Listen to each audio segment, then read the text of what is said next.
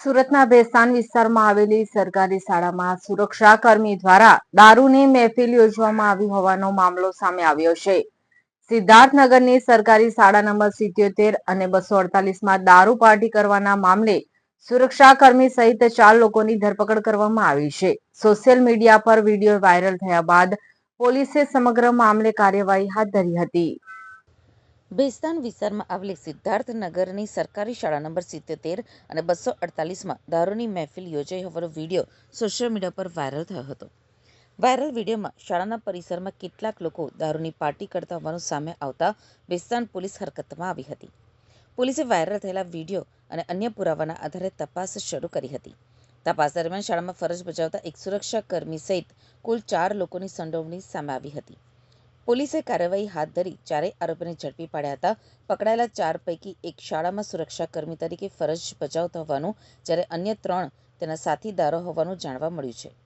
શાળાના પરિસરમાં જ દારૂની મહેફિલ યોજાઈ હોવાના મામલે પોલીસ દ્વારા ગુનો નોંધવામાં આવ્યો છે અને સમગ્ર ઘટનાને લઈને વધુ કાયદેસરની કાર્યવાહી હાથ ધરવામાં આવી છે। હવે શાળાના પરિસરમાં દારૂની પાર્ટી કેવી રીતે યોજાઈ, સુરક્ષાકર્મીને કોણે અને કેવી રીતે પ્રવેશ આપ્યો તથા સમગ્ર ઘટનામાં અન્ય કોઈની સંડોવણી છે કે કેમ તે દિશામાં પણ પોલીસ તપાસ કરી રહી છે।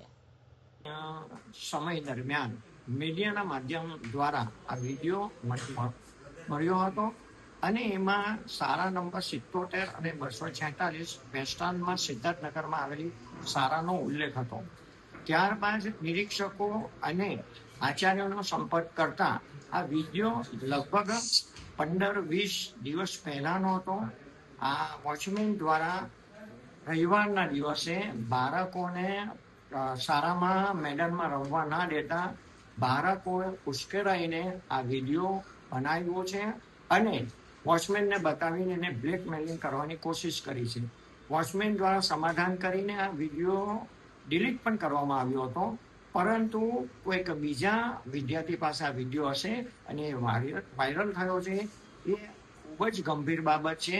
શાળાના સરસ્વતીના ધામમાં આ રીતે કોઈ પણ સંબંધીઓ હોય કે મિત્રો દ્વારા દારૂની પાર્ટી મનાવવામાં આવે એ નગર પ્રાથમિક શિક્ષણ સમિતિ માટે અને શાળા માટે ખૂબ જ ગંભીર બાબત છે અને આ અનુસંધાને તરત જ વોચમેનની બદલી કરવામાં આવી છે। ભેસ્તાન પોલીસ સ્ટેશનમાંથી પણ પોલીસ દ્વારા આ 4 ઇસમોની ધરપકડ કરવામાં આવી છે અને પોલીસ દ્વારા આ તપાસ થઈ રહી છે।